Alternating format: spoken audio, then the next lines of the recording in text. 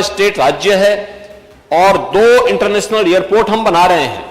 9 airport हमारे functional हैं जो 77 गंतव्य तक पहुंचाने की सुविधा उपलब्ध करवाते हैं। और साथ साथ उत्तर प्रदेश में 10 नए एयरपोर्ट पर वर्तमान में कार्य चल रहा है, जिसमें से 5 के एमओयू हमारी एयरपोर्ट अथॉरिटी ऑफ इंडिया के साथ एमओयू हो चुका है, जिन्हें शीघ्र हम संचालित करने की सामर्थ्य रखते हैं, जिसको हम लोग आगे बढ़ाने का कार्य कर रहे हैं। बेहतरीन कनेक्टिविटी ने उत्तर प्रदेश के अंदर विकास को एक नई गति दी है और उसी विकास की प्रक्रिया को ध्यान में रख करके बेहतरीन कानून व्यवस्था, बेहतरीन यहां पर मैन पावर, हमारे पास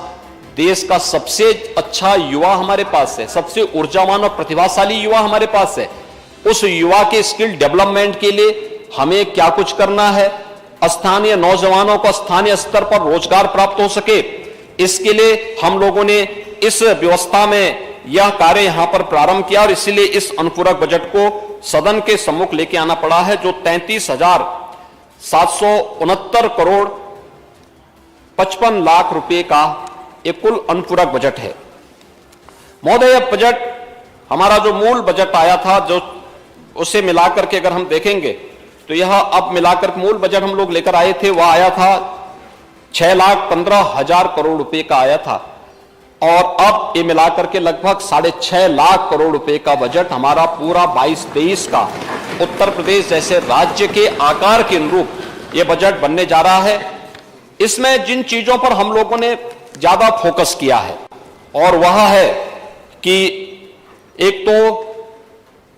$1 ट्रिलियन की इकोनॉमी की जब हम बात करते हैं तो उसकी कुछ प्रमुख शर्तें हैं और उसमें जो महत्वपूर्ण गति दे सकता है, इसमें एक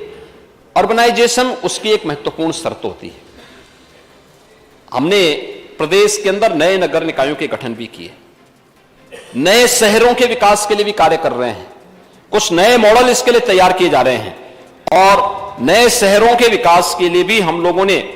अलग अलग नई टाउनशिप स्थापित की जा सके, इसके लिए 4,000 करोड़ रुपए इस बजट में प्रस्तावित किए हैं, जो हम लोग इन नए शहरों के विकास में कार्य कर सकेंगे।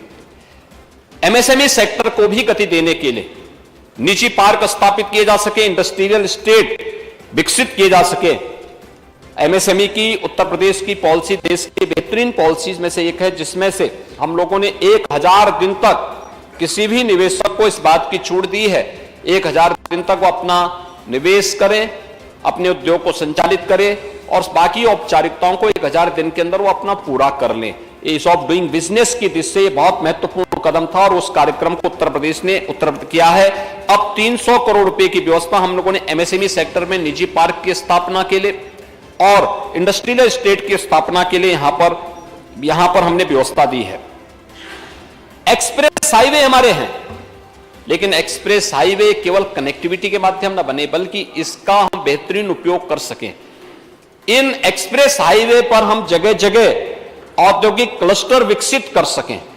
इस दिशा से भी बजट में 8,000 करोड़ रुपए की व्यवस्था की जा रही है और ये प्रदेश के अलग अलग क्षेत्रों में हम इसको विकसित कर सकेंगे, यह व्यवस्था। दूसरा, PM Gatishakti national master plan के लिए भी हम लोगों ने 200 करोड़ रुपए की व्यवस्था की है। हम सब जानते हैं आदरणीय प्रधानमंत्री जी ने विगत वर्ष ही इस पीएम गतिशक्ति नेशनल प्लान की जो घोषणा की है, यह एक अत्यंत महत्वपूर्ण योजना है। खासतौर पर अब तक होता क्या था, कोई प्रोजेक्ट बनता था और बिना किसी प्लानिंग के वह कभी कभी अटक जाता था, एनओसी में बहुत समस्या होती थी। अब किसी भी प्रोजेक्ट को प्रारंभ करने के पहले आप पीएम गतिशक्ति नेशनल जो प्लान बना है, उस प्लान के अंतर्गत उसको आप डालेंगे, अपने आप ही आपको पता लग जाए कि इसका अलाइनमेंट की मार्ग में कोई बैरियर तो नहीं है। बैरियर है तो इसको हटाने के लिए क्या प्रावधान होने चाहिए और उस पूरी प्रक्रिया को ऑटो मोड पर उस पूरे कार्यक्रम को हम आगे बढ़ा सकते हैं। बहुत बार होता क्या था, जैसे हम लोग जाते हैं बलिया ही जाते हैं, तो बलिया जाने के लिए देवरिया से बलिया जाते हैं तो भागलपुर का एक ब्रिज है, आप देखते होंगे भागलपुर का ब्रिज साल में एक बार कई दिनों के लिए बंद होता है क्योंकि उसकी मरम्मत की कार्रवाई होती है। और मरम्मत कहां अक्सर होता था, अक्सर हम लोग देखते थे। प्लानिंग के समय कमी, अलाइनमेंट वहां पर या तो सॉइल टेस्ट में या फिर उसके अलाइनमेंट में कहीं ना कहीं उस समय कोई गलती थी जिसको समय रहते उसका समाधान नहीं हो पाया। कारण है जिंदगी भर वह कमी उसकी बनी रहेगी। आज के दिन पर पीएम गति शक्ति आपको इस प्रकार की सुविधा उपलब्ध कराने जा रहा है कि आपके सामने पहले से ही इस प्रकार के अलाइनमेंट को तय करने के लिए पूरा ऑप्शन होंगे कि आपको कहां पर इस परियोजना को लागू करना है, जिससे आने वाले समय में इसका भरपूर लाभ लोगों को प्राप्त हो सके। और इसके लिए भी हम लोगों ने बजट में 200 करोड़ रुपए की व्यवस्था की है और साथ साथ अन्य सभी कार्यक्रमों को लेकर के भी ग्लोबल इन्वेस्टर समिट, उससे जुड़े हुए इंसेंटिव, उससे जुड़े हुए अन्य तमाम कार्यक्रमों के लिए भी हम लोगों ने इस व्यवस्था को यहां पर दी है।